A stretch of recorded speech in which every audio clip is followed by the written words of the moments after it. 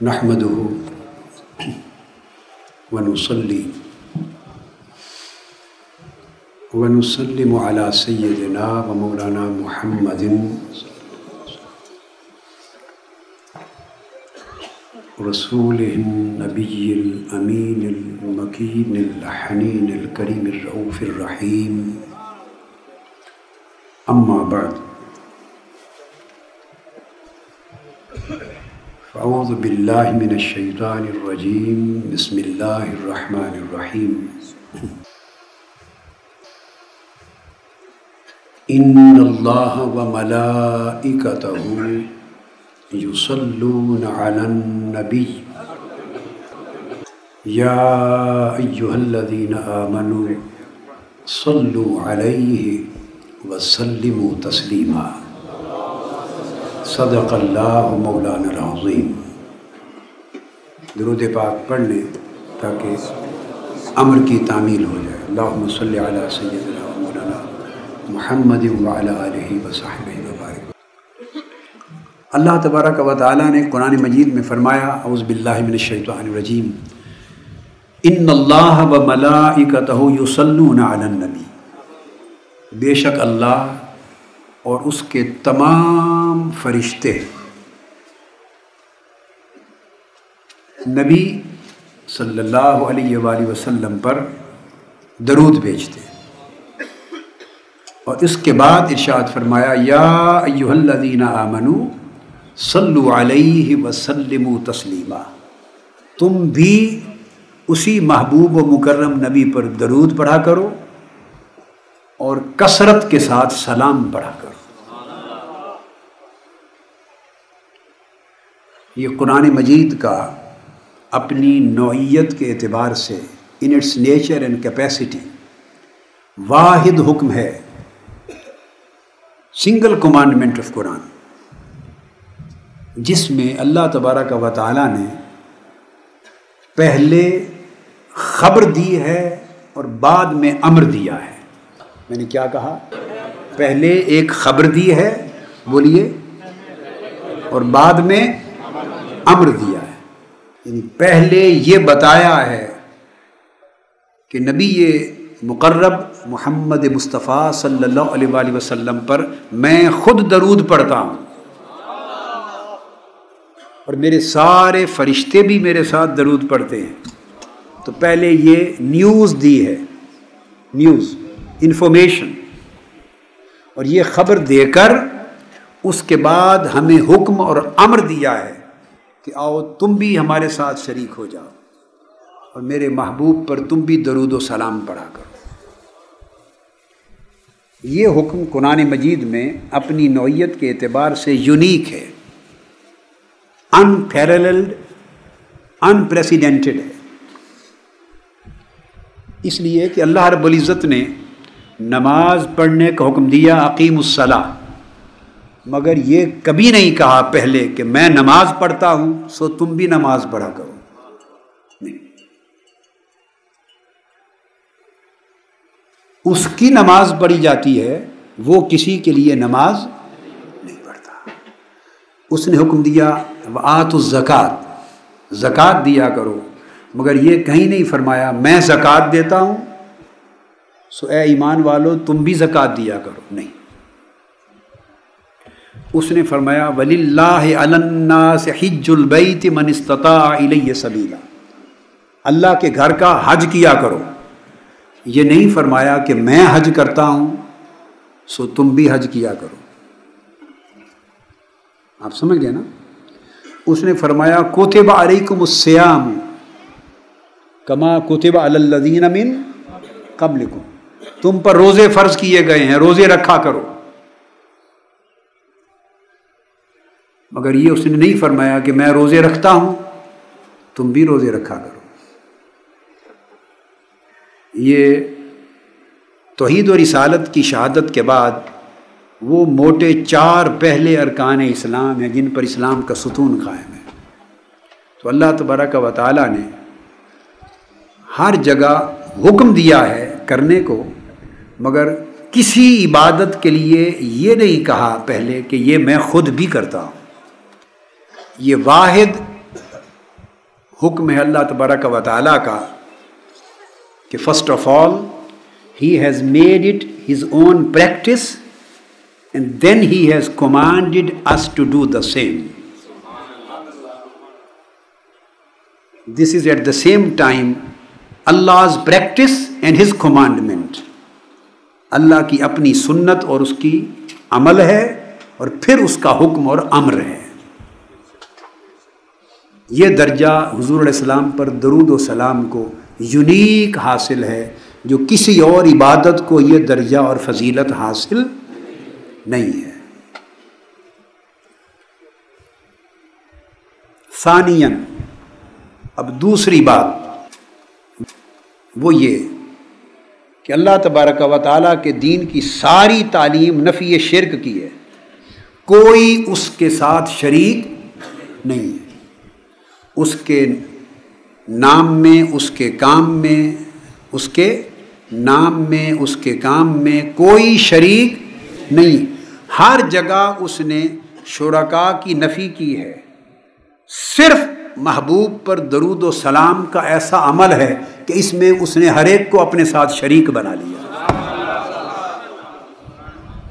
ہر جگہ شریکوں کی نفی کرتا رہا ہے.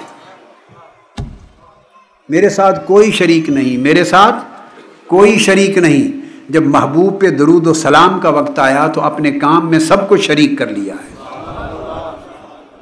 آپ سمجھیں اس بات کو؟ اس نے اس کام کو ہر عمل سے جدا کر دیا ہے. پھر تھوڑا سا گرامیٹیکل انالیسز مختصر سا کر لوں. وہ میں نے پہلے بعض مواقع پر کیا ہے، اس کی تفصیل میں نہیں جاؤں گا. کچھ نئی چیزیں، تفصیل ان چیزوں کی بیان کروں گا جو نئی ہوں گی. بریفلی ان پر روشنی ڈال لوں. یہ آیہ کریمہ قرآن مجید میں یہ جملہ اسمیہ ہے. کیا؟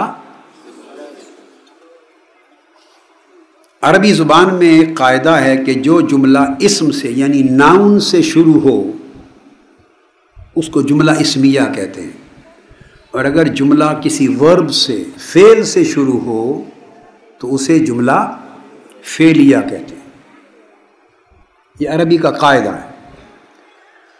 اب جو جملہ فعلیہ ہوتا ہے، جو ورب سے، کسی فعل سے شروع ہوتا ہے، ایک خاص بات یاد رکھ لیں، اس کے لیے شرط ہے کہ وہ کسی نہ کسی ایک زمانے کے لیے مشروط ہوتا ہے. فعل کبھی بھی زمانے سے خالی نہیں ہوتا. ہر فعل، verb, it has to be contained in specific time, whether past or present or future. یا فعل ماضی ہوگا، بولیے، آپ کہیں گے it is past tense. یا فعل حال ہوگا، this is present tense. یا فعل مستقبل ہوگا، you will say future tense. ایک فعل سارے زمانوں پر کبھی حاوی نہیں ہوتا. آپ کہیں گے میں نے کھانا کھایا. جب آپ نے کہا کہ میں نے کھانا کھایا، اس کا مطلب ہے کہ آپ کھانا کھا چکے، اب نہیں کھا رہے. اب یا کہیں گے میں کھانا کھا رہا ہوں، I am eating. تو یہ حال ہے، یعنی اب کھا رہے ہیں. اس میں اس بات کی ضمانت نہیں کہ آپ نے کل کھایا تھا یا صبح کھایا تھا یا نہیں، اور شام کو کھائیں گے یا نہیں. At present you are eating. So there is no description or mention of past or future. So this present tense contains only one time frame. یا آپ کہیں گے میں کھیلوں گا، I will play. اس کا مطلب ہے کہ you are saying something about future. اور اب اس میں یہ ضمانت نہیں کہ آپ کہیں پہلے بھی کھیلے تھے یا نہیں، اور اب کھیل رہے ہیں یا نہیں. یہ شامل نہیں ہے. آپ کھیلیں گے مستقبل میں. تو جب جملہ فعلیہ ہوتا ہے تو وہ کسی ایک زمانے کے ساتھ مشروط ہو جاتا ہے، وہ مقرون بالزمان ہوتا ہے، conditioned with some period, some time. It becomes qualified and conditional with a special span of time. It cannot be continuous, endless, everlasting. It cannot be persistent. Either it has to be contained in the past period or present or future. اگر جملہ فعل سے ورب سے شروع ہو اور اگر جملہ اسم سے شروع ہو ناؤن سے، تو پھر اس میں کسی ایک زمانے کے اندر بند ہونے کی شرط ختم ہو جاتی ہے، وہ مستقل ہو جاتا ہے، وہ سارے زمانوں پر حاوی اور محیط ہوتا ہے. It applies to past, it applies to, in the same way it applies to present, and it in the same way applies to future. اب قرآن مجید میں یہ جو ارشاد فرمایا اللہ رب العزت نے، ان اللہ وملائکتہ یصلون علی النبی، انا کلمہ تاکید کے ساتھ اللہ و ملائکتہ اسم سے شروع کیا، اور اسم بھی اپنے نام کا اسم، سب سے بڑا اسم، اور فعل بعد میں آیا یصلون. یہ جملہ اسمیہ ہے اور اس پر کوئی ڈسپیوٹ نہیں ہے.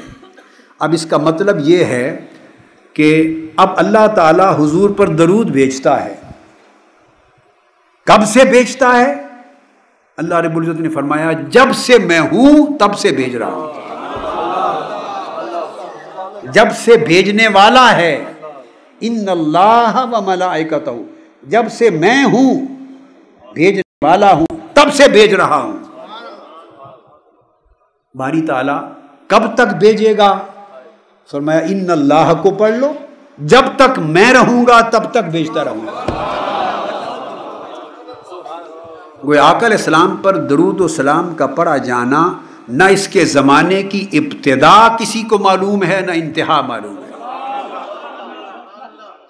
جب حضور علیہ السلام پر درود و سلام کے پڑھے جانے کی ابتدا بھی معلوم نہیں اور انتہا بھی متعین نہیں، تو اب اس سے اگلی بات دیکھیے، جس پر درود پڑھا جا رہا ہے وہ حضور کی ذات اقدس ہے. فرمایا ان اللہ و ملائکتہ یصلون علی النبی، نبی محمد مصطفیٰ صلی اللہ علیہ وسلم پر درود پڑھ رہا ہوں.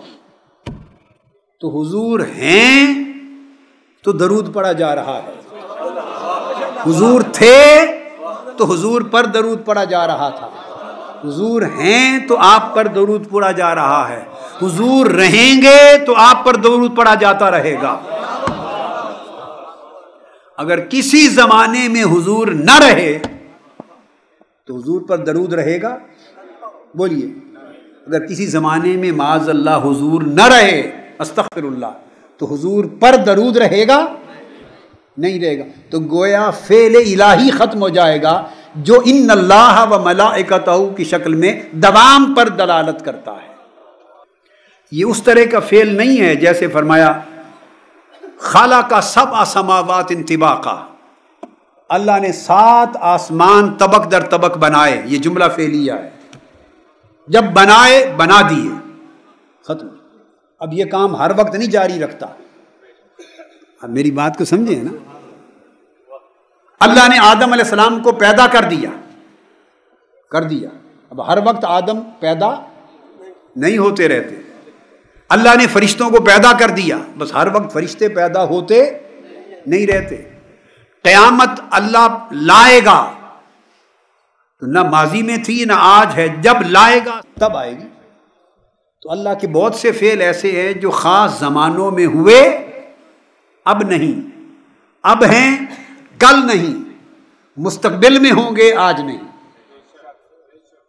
آپ میری بات کو سمجھ گئے؟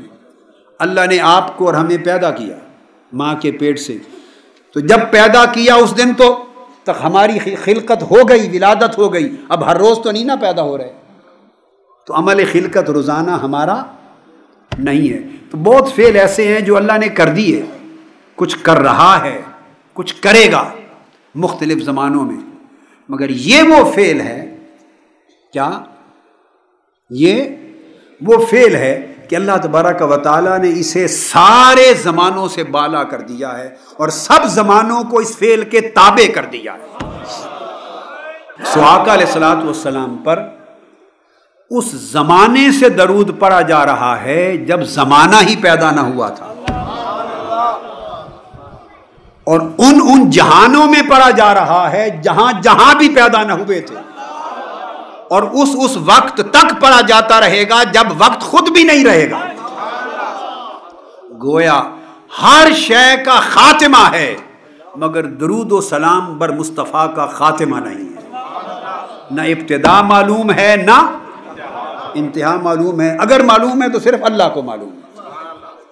اب اختتام کریں وما علینا الا البلاغ کے بعد ذوق و شوق سے دل جمی سے حضور کی بارگاہ میں درود و سلام پڑھیے.